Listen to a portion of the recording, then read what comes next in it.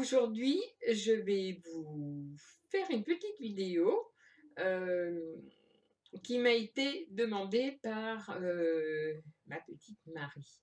Alors, comme je sais que en ce moment, elle n'est pas au meilleur de sa forme, hein, avec tous ses soucis, euh, donc elle m'a demandé, elle aime bien quand je raconte des histoires ou des aventures du temps passé.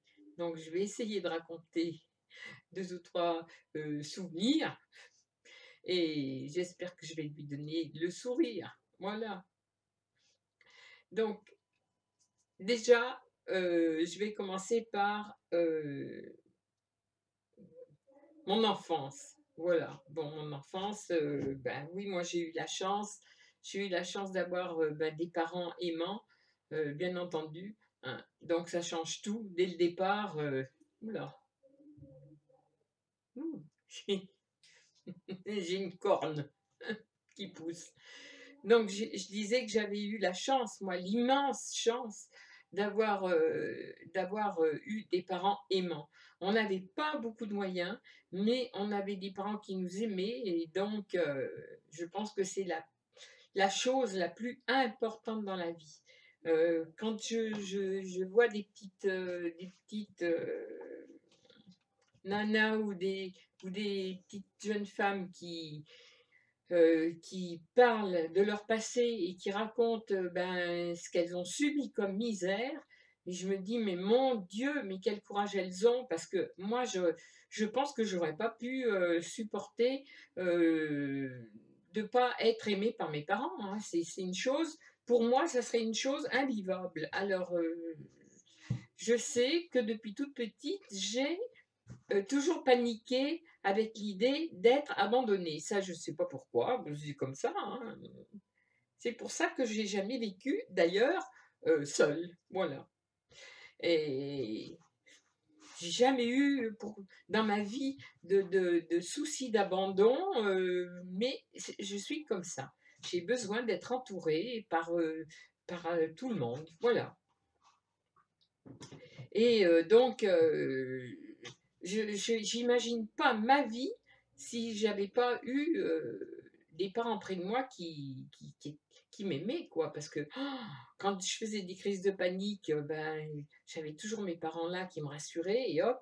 Quand j'étais malade, ma mère me disait, mais non, elle savait trouver les mots, et j'étais guérie systématiquement. Enfin voilà, j'étais une grande angoissée.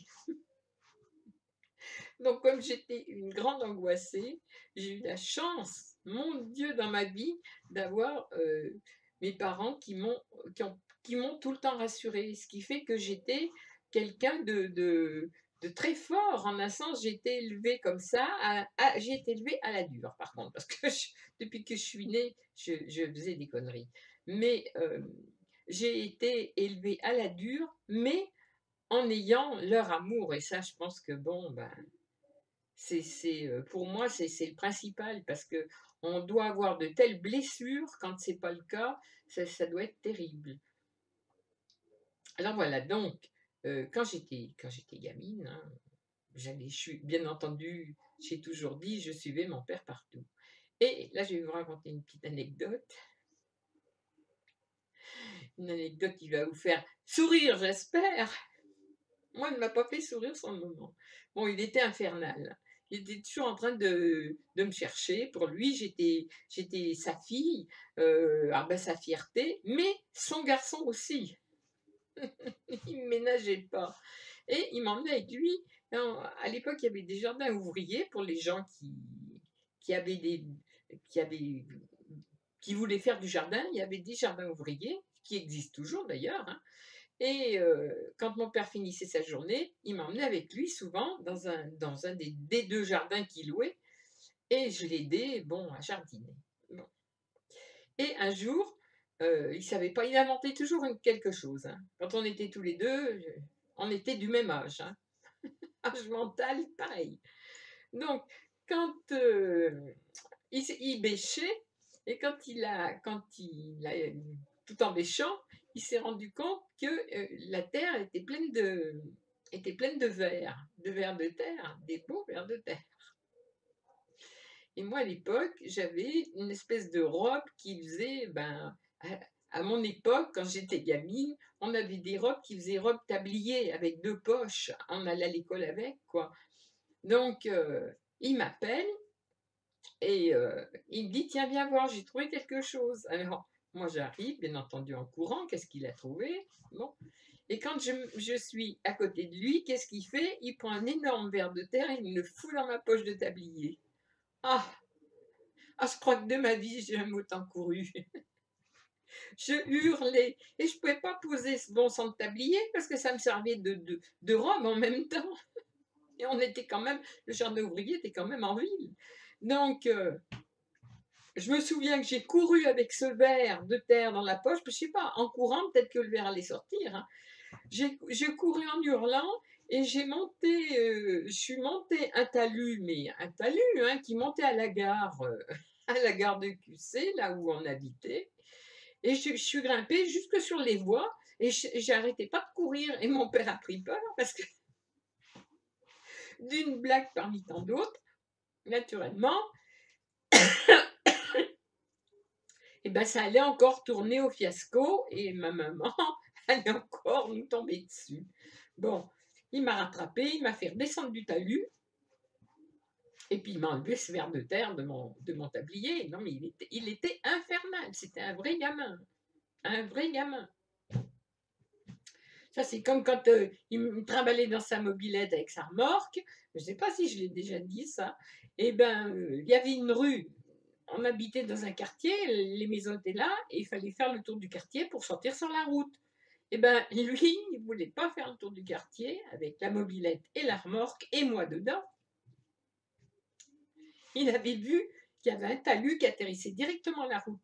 Eh bien, il prenait la mobilette et hop, on passait tout droit. Et on descendu le talus, mais un talus énorme, hein, qui tombe sur la nationale, hein. Maintenant, il y a des escaliers depuis des années, mais avant, il n'y avait pas d'escalier, hein. C'était un talus d'herbe qui descendait à pic. Et il descendait comme ça jusqu'au jour où la mobilette, là, la remorque l'a emballée et je suis passée devant. Il a fait un demi-tour avec sa mobilette et moi, je suis passée devant avec la remorque. Et là, il a dit, bon, dorénavant, on va faire le tour du quartier parce que sinon, on va se faire engueuler, hein. Si jamais ta mère y voit, on va se faire engueuler. J'ai toujours des souvenirs comme ça avec mon père. Et je me souviens il était adorable, hein, parce que à 14 ans, quand j'ai commencé à faire la saison, je faisais la saison sur Vichy et on était très loin, on était à plusieurs kilomètres des sources, quoi, à Vichy. Eh bien, quand il finissait son boulot à midi, que ce soit en vélo ou en mobilette, il montait directement le casse-croûte que ma mère avait fait, préparé, et il reprenait la mobilette et il redescendait à Vichy pour m'emmener mon casse-croûte aux sources. Parce que nous, on n'avait rien de frais pour conserver. Donc ma mère, elle me faisait le casse-croûte. Et à midi, en sortant, il montait chercher le casse-croûte qui était à 3-4 kilomètres et il redescendait sur Vichy, qui était beaucoup plus loin. Et il me donnait mon casse-croûte pour manger, quoi, puisque je faisais des journées continues, hein. À 14 ans, on faisait l'ouverture, on prenait à 6h30 le matin, hein. Et il remontait, lui, après, manger et retourner au boulot derrière. On avait quand même, on avait des parents qui étaient dévoués, hein. Du moins, moi, les miens étaient comme ça, voilà. On faisait ce qu'on voulait, mais en même temps, ils nous surprotégeaient. Ils n'auraient pas voulu qu'il nous arrive quoi que ce soit. Donc, c'est vrai que j'ai toujours eu cette sécurité. Et puis, voilà, hein. Et pendant toute ma jeunesse, ça a été comme ça, hein. Mes parents nous ont toujours protégés. On avait l'impression de rien risquer avec eux. Et après, quand j'ai commencé à sortir, je ne suis pas sortie bien longtemps. Parce que la première sortie que j'ai faite, j'ai rencontré le père de mes enfants, j'avais 16 ans, et donc les sorties, elles ont été vite arrêtées parce qu'il ne fallait plus sortir, hein. Lui, il était au service militaire, donc moi, je devais vivre très sérieusement à la maison, hein, et attendre le courrier. Il m'écrivait. À l'époque, on ne se téléphonait pas, hein, il n'y avait pas de téléphone à la maison, hein, donc on s'écrivait. Et, euh, et puis quand il est revenu, ben, on s'est mariés, hein. C'était comme ça à cette époque, hein. Ou alors, il fallait attendre 21 ans. Bon, moi, je ne voulais pas attendre 21 ans, hein. Il n'en était pas question. Donc voilà. Et après, bon, ben voilà, j'ai eu une vie, j'ai élevé mes enfants et tout et tout. Et puis à 30 ans, quand mon homme a décidé de refaire sa vie au bout de 17 ans de vie commune, quand il a décidé de refaire sa vie avec une de mes collègues de travail, ma foi, c'est la vie, hein, c'était comme ça, on était deux gamins quand on s'est connus, donc après, ben, avec les années, hein, je n'en veux pas, hein, le pauvre vieux, on est bien restés copains, hein. Alors, ce qui fait qu'après, à 30 ans, j'ai retrouvé la jeunesse que je n'avais pas eue avant. Et là, Marie, moi, j'ai pas eu une jeunesse triste et de galère, non. Parce qu'au contraire, j'ai vécu la jeunesse que j'avais pas eu le droit de vivre avant. Et là, comme je travaillais, eh ben, je suis tombée sur des filles qui allaient en boîte de nuit. Alors moi, quand on me parlait de boîte de nuit, je ne savais pas ce que c'était, les boîtes de nuit. Nous, on allait au bal à la campagne. On allait au bal de campagne. D'ailleurs, les balles de campagne, ça finissait toujours en bagarre. Mais enfin bon, on était dans les balles de campagne. Les boîtes de nuit, c'était mal fréquenté. Ah bah oui, les balles de campagne, c'était pas mieux, hein. Ils buvaient des canons et après ils se tapaient dessus. Alors bon, alors les filles m'ont dit, il y a une boîte, il y avait une boîte super réputée à l'époque, c'était la belle époque. D'un côté, il y avait une salle de jeu où les gens pouvaient jouer du pognon, et de l'autre côté, il y avait une boîte de nuit. Donc, elles m'ont dit, tu vas venir avec nous, tu vas au moins aller, maintenant que tu es célibataire, tu vas venir en boîte avec nous. Bon, d'accord. Ouais, mais enfin, ça ne me disait rien du tout, parce que moi, j'avais perdu l'habitude, hein. Et nous voilà partis pour cette boîte de nuit, quoi. J'avais jamais mis les pieds dans une boîte de nuit, je ne savais pas comment c'était fait. J'ai trouvé que c'était très bien, d'ailleurs. J'ai tellement trouvé que c'était très bien qu'après, eh ben, les mercredis, les nanas ne payaient pas. Donc, on y allait tous les mercredis. Qu'on travaille de bonne heure le lendemain ou pas, les mercredis, on allait en boîte.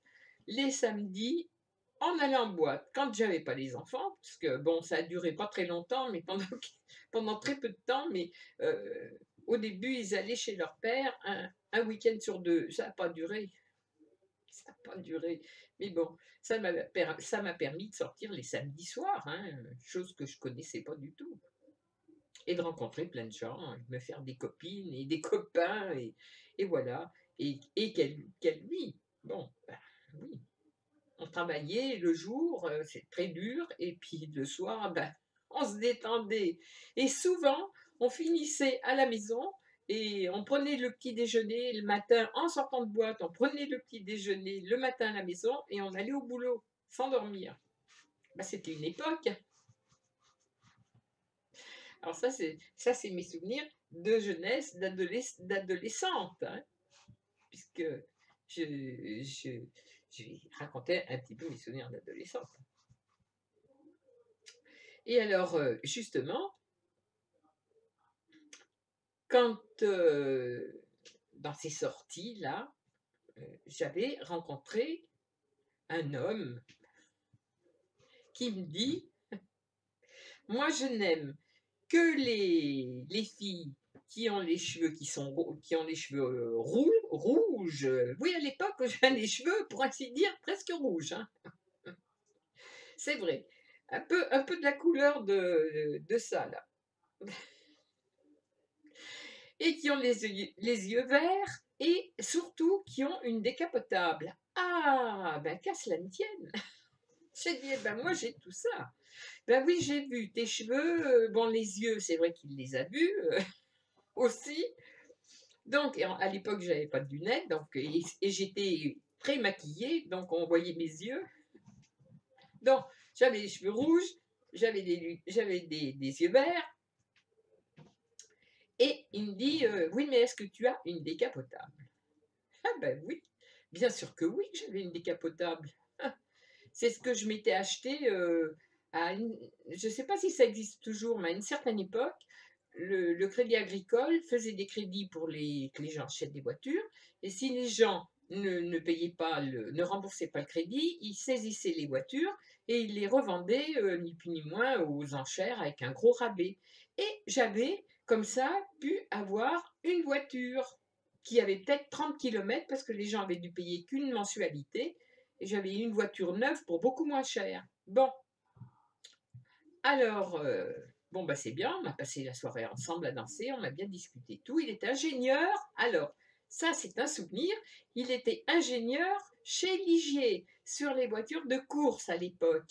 Parce que c'est vrai que à l'époque, dans notre région, il y avait les voitures de course, euh, et donc les ingénieurs venaient un petit peu de partout. Bon, lui, il venait de Paris, il y en a qui venaient d'ailleurs, hein, il y en avait de partout.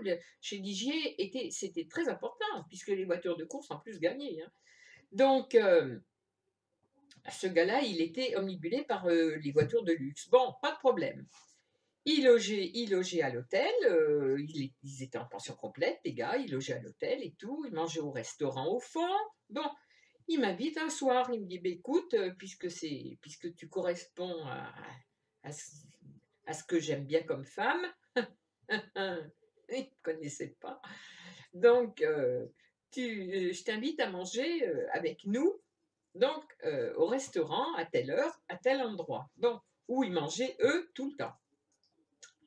Bon, le soir arrive, me voilà partie sur mon 31, bien maquillée, peignée, alors les cheveux très longs et puis bien rouges, hein, parce qu'en boîte de nuit, il fallait que ça ressorte et qu'on nous voit. Donc, j'arrive et l'avenue était très longue et très droite. Donc, je l'ai vu de loin. Au premier virage, je l'ai vu attendre devant ce fameux restaurant. Et moi, j'arrive avec ma fameuse décapotable. Et lui, il regardait, bon, il ne me reconnaissait pas, parce que quand on se voit la nuit et qu'on se revoit le jour, c'est vrai que des fois, ça fait un choc. Des fois, ça fait un choc. En l'occurrence, moi, je l'avais vu bien habillé, avec des petits mocassins à pompons, et le lendemain, je le vois avec un jean plus ou moins démodé, et deux sabots en bois, comme c'était à l'époque, là, les semelles de bois, les sabots noirs avec les semelles de bois, qui attendaient. Bon, j'ai dit, ça fait rien, on ne va pas s'arrêter sur un détail comme ça. Moi, je tourne, il y avait un grand parking devant le restaurant, je tourne devant ce parking, j'arrête ma voiture, et lui, je voyais comme un con qui m'attendait toujours en regardant sur cette avenue. Bon, si la rousse l'arrivée. Bon, ben, la rousse, elle était déjà arrivée. Et je descends de la voiture et j'arrive vers lui, je lui dis bonjour. Il me dit, alors il m'a reconnu, bon, il m'a reconnu à mon allure. Il était content de me voir et en même temps il me dit, mais tu m'avais dit, tu m'avais dit que tu avais une décapotable. Ben, je dis oui. Ben oui, mais t'es pas venu avec. Ah ben, je dis alors là, mon petit gars, si ça c'est pas une décapotable, alors là, j'y comprends rien du tout. Tout simplement que j'avais pu acheter au Crédit Agricole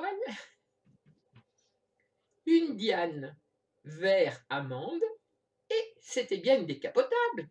Parce que l'été, quand on se promenait avec mes enfants, on enlevait la capote et eux, ils se tenaient debout sur la barre. Hein. D'ailleurs, c'était très imprudent, mais enfin bon, à cette époque-là, on ne faisait pas attention. Hein. Ils étaient debout dans la voiture et comme s'ils étaient dans une décapotable. Ils regardaient, ils étaient à l'air libre.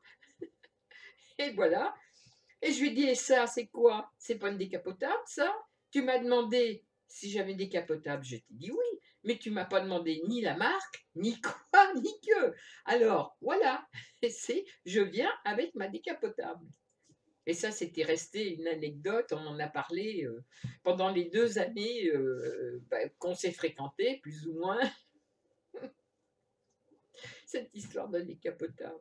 Voilà, ça, c'est une anecdote de ma vie de célibataire. C'était comme ça, hein. Bon, on se marrait avec pas grand-chose, hein.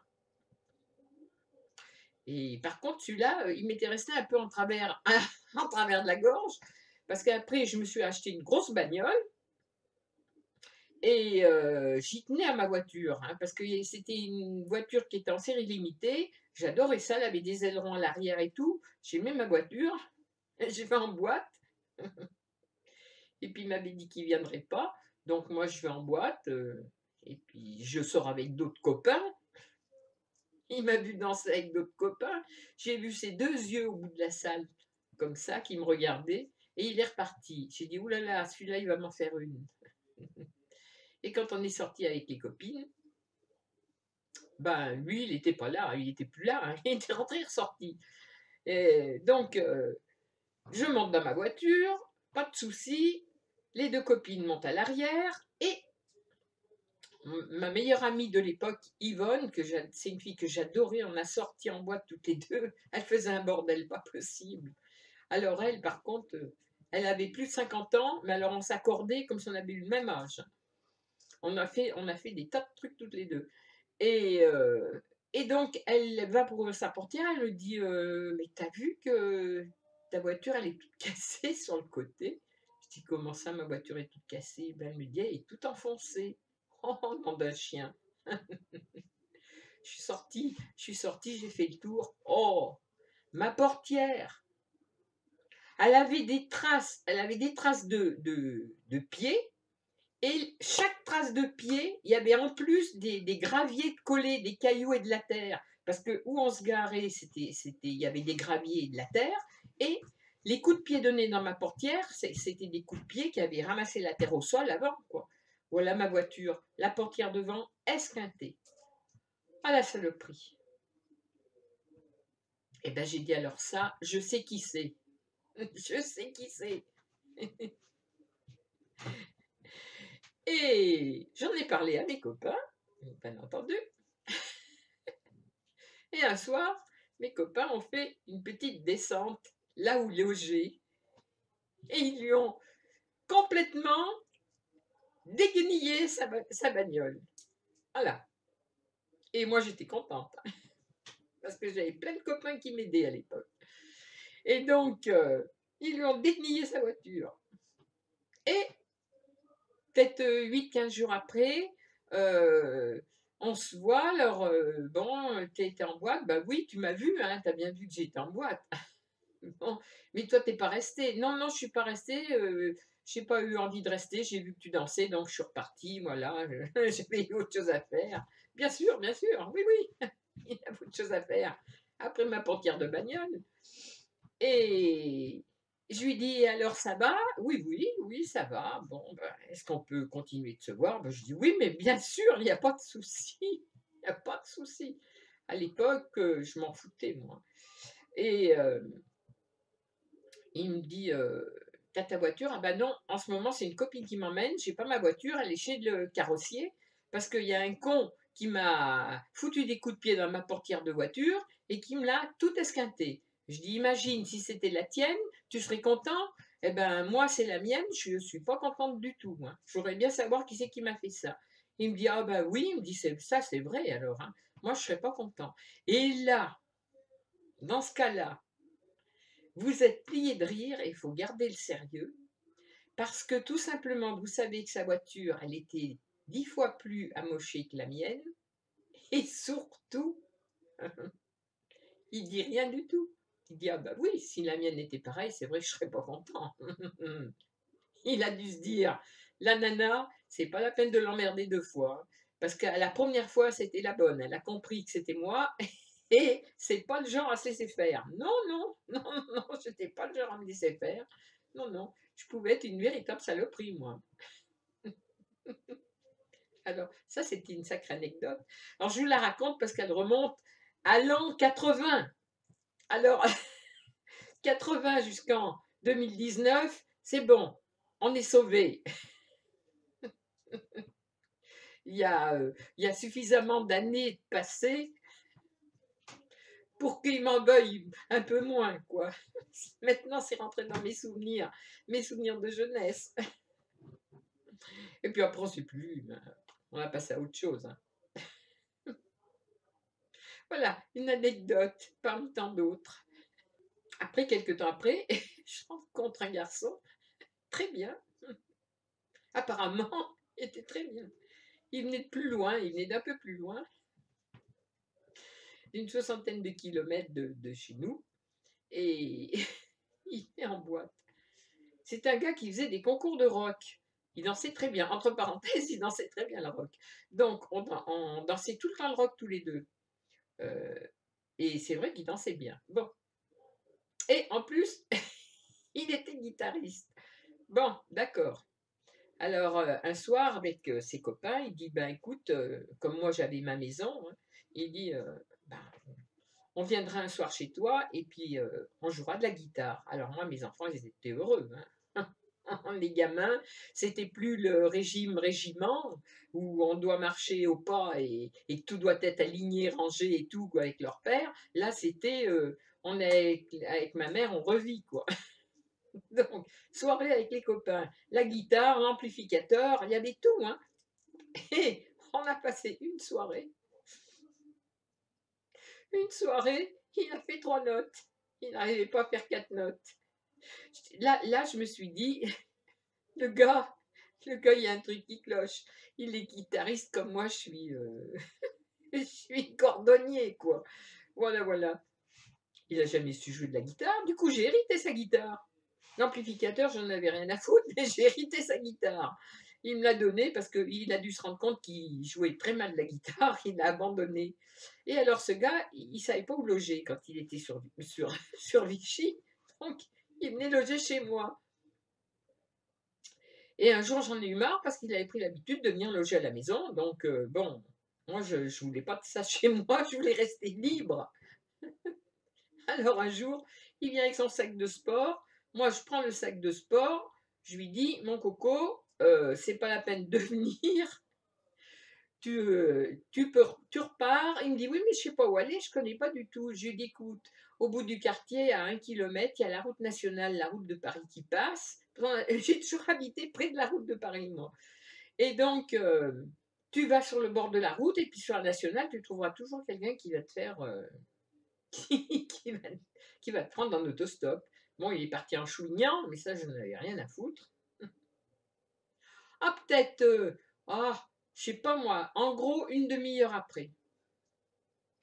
Je vois arriver, et tout ce que je vous dis, c'est vrai. Hein. Je vois arriver mon ex-mari, qui continuait de venir à la maison, bien entendu. Et ben, il profitait qu'il y avait des copains qui passaient ou quoi que ce soit, donc eh ben, il venait parce qu'il s'emmerdait avec la nouvelle qu'il avait. Ben oui, il s'emmerdait. Donc, qu'est-ce qu'il faisait? Il venait voir son ex-femme qui recevait des copains et on bouffait tous ensemble. Donc, il était content.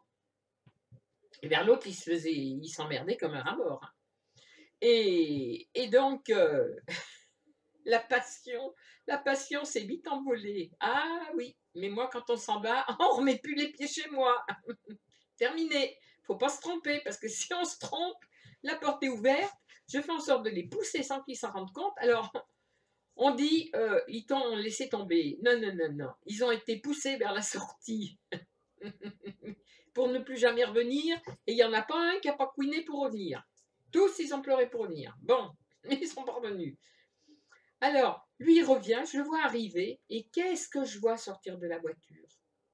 Je vois l'autre, le guitariste, avec son sac de sport. Ils montent tous les deux à la maison. Je lui dis, mais qu'est-ce que tu fais là, toi, avec ce gars-là? Il me dit, ben, le pauvre, il était au bord de la route, il avait l'air tout malheureux. Alors, comme je sais que c'est un copain à toi, je me suis dit, ben, je peux pas le laisser comme ça au bord de la route, je te la ramène. J'ai dit, c'est pas possible. 2 cons. J'en avais pas assez d'un, voilà que maintenant j'ai 2 cons à la maison. Donc voilà, donc ils ont bouffé avec nous. Et puis ben, après, il a grimpé dans sa voiture parce que je lui ai quand même expliqué que j'étais chez moi et que l'autre, je voulais qu'il s'en aille. Donc il l'a ramené en ville, puis l'autre, il a dû prendre le train. Hein. Je ne sais même pas ce qu'il est devenu, j'en sais rien. Oh, ces anecdotes, ça c'est les années de célibat. C'est les années de célibat. Alors, c'est vrai que des fois, on n'a pas le moral, mais il y a des fois, ben, on est obligé de se marrer, hein. Il n'est pas tortillé, hein. La vie est vraiment bizarrement faite, quoi. Moi, les mauvais souvenirs, je les zappe. Les bons souvenirs, euh, franchement, euh, là, je les garde dans ma tête parce que c'est marrant. Et puis alors, c'est tellement gros, c'est tellement gros qu'on a peine à y croire. Ce qui me fait rire, c'est qu'on n'avait pas Internet. Donc, on ne pouvait pas dire, tiens, il y en a un sur 1000 qui est bien. Les autres, on va les trier, ils sont pas spécialement bien. Là, c'était en vrai, on les voyait en vrai. Naturellement, tous ceux qui voulaient sortir avec vous, vous fréquenter ou être amis avec vous, c'était tous ceux qui étaient de Traviole. Ben oui, j'en ai conclu après que les biens ben, ils étaient tous pris. Quand on a une vie de célibataire, on a des risques d'avoir en célibataire des gens comme ça. Voilà. À cette époque-là, il n'y avait pas besoin d'Internet pour faire des erreurs. Ah, par contre, on était tranquille, hein, on voyait les tronches tout de suite, là. Et c'était pas des mauvaises photos, c'était pas des photos d'il y a 10 ans d'avant. Là, on les voyait de visu, si on les voulait. C'était bon, si on les voulait pas, on pouvait les emballer tout de suite. Hop. J'espère que j'aurai donné le sourire à Marie. Parce que moi, je me cantonne dans mes anecdotes qui font rire, hein. Je ne vais pas me cantonner dans celles qui ne font pas rire. J'en ai plein qui font rire. Donc, c'est pas gênant. Je peux en raconter d'autres, hein. Et puis voilà. Donc là, je vais m'arrêter sur ce. Et puis, si ça vous intéresse, je vous en raconterai d'autres anecdotes.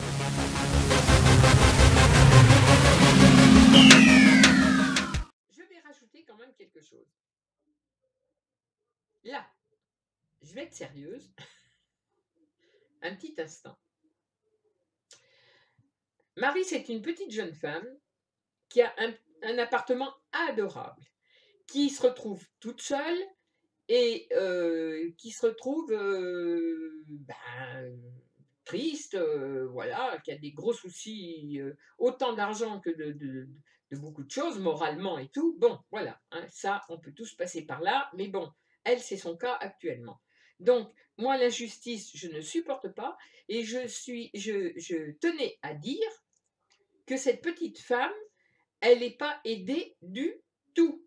Parce que elle se retrouve dans un petit appartement qu'elle a décoré, qui est magnifique. Moi, je trouve que là, elle devrait reprendre le moral et des forces, parce qu'elle ne mange plus. Eh bien, ça fait déjà depuis qu'elle a déménagé dans cet appartement, elle a été voir les assistantes sociales, on lui dit que ça va venir, on lui dit d'attendre, et c'est quand même quelqu'un qui n'a pas, qui a demandé à avoir ne serait-ce que le principal pour vivre normalement, un frigidaire et une gazinière. Et elle n'arrive pas à obtenir que ce soit un frigidaire ou une gazinière. Et je trouve ça, mais franchement, dégueulasse. Parce que quand je vois qu'il y a des bonnes femmes qui sont payées pour aider les gens qui sont dans le malheur ou dans le besoin, et qu'elles se contentent de dire, en ramassant leur paye à la fin du mois, hein, qu'elles se contentent de dire oui, mais attendez, ça va venir, ou ne pas répondre au coup de téléphone, ou si on a un rendez-vous, oui, ça va s'arranger, mais enfin, ça ne s'arrange pas. Alors, moi, je suis, mais alors, allergique à toute cette injustice-là. Ça, moi, les gens qui vivent une vie normalement, je les aime bien, mais alors ceux qui galèrent, réellement, qui sont malheureux, mais j'estime que pourquoi elle ne les aide pas mieux que ça? Je veux dire, elle demande rien, elle demande que ça, le minimum pour pouvoir se faire à bouffer chaud, hein, et mettre au moins un produit ou deux au frais. Alors, elle n'a pas le moral, je la comprends. Elle galère, c'est une gamine qui galère, quoi. Alors, bon, elle assume le fait de galérer, c'est pas ça. C'est surtout qu'elle se retrouve seule, elle a personne, et les assistantes sociales qui devraient être là pour aider, eh ben, elles en ont rien à foutre. Parce que quand elles ont fini leur journée, elles se cassent. Alors là, j'espère que ça va s'arranger quand même assez vite, parce que je trouve que c'est honteux, honteux de devoir faire un métier comme celui-là. Quand on veut faire assistante sociale, on doit justement venir en aide aux gens qui en ont besoin et pas à certains qui tendent le doigt, qui réclament et qui ont immédiatement. Parce que ça, par contre, on connaît, il y en a qui connaissent, qui sont futés, hein, ils vont pas demander pendant 2 ou 3 mois de bricole. Hein. Ils ont des bons pour tout faire, pour acheter. Hein. Donc, je trouve qu'il y a une injustice là. Là, ça, par contre, ça me révolte. Alors, ça fait partie de mon caractère. Je ne supporte pas ça. Alors, là, j'ai raconté mes 2-3 anecdotes sourire, mais là, je termine comme ça parce que je trouve que ça ne devrait pas exister. Ou alors, il faut qu'elles changent de métier, ces bonnes femmes, hein, qu'elles fassent autre chose, mais elles n'ont pas à être assistantes sociales dans ce cas-là. Hein. Parce qu'on laisse crever les gens comme ça dans la misère. Et puis quoi? Et puis quoi? Elle va finir quoi? Si elle est malade, si elle tombe malade, elle va finir où? Non mais, alors, je trouve que les gens, maintenant, mais plus ça va, plus même eux qui sont payés pour, sont égoïstes, quoi. Je trouve ça inadmissible. Alors voilà. Donc, j'ai fait cette petite vidéo pour lui redonner un petit peu le sourire, parce que quand je raconte mes âneries, bon ben, elle dit que je la fais un peu sourire, alors tant mieux. Si ça peut lui faire oublier pendant quelques instants, ben, sa misère. Hein. Mais franchement, moi ça me démonte, voilà. Et pourtant, j'ai horreur de faire des vidéos, où je lève le ton, mais là, ça me démonte, voilà. Donc là, je suis dégoûtée par cette vie-là qu'on mène en ce moment. Hein. Je comprends pas. Hein. Alors qu'il y en a qui jouent les miséreux, ils ont tout. Hein. Et les vrais qui sont dans la misère, ah ben ceux-là on les aide pas. Ben oui, ils ouvrent pas leur gueule, les pauvres. Ils subissent. Alors j'espère que ça va s'arranger, qu'on va avoir des nouvelles, un peu meilleures pour elles, parce que franchement, qu'est-ce qu'une gazinière et un frigidaire, hein.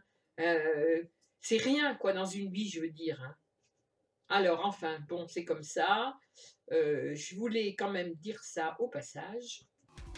Et je vous fais des gros bisous. Et je vous dis à la prochaine vidéo. Et je fais plein de bisous à ma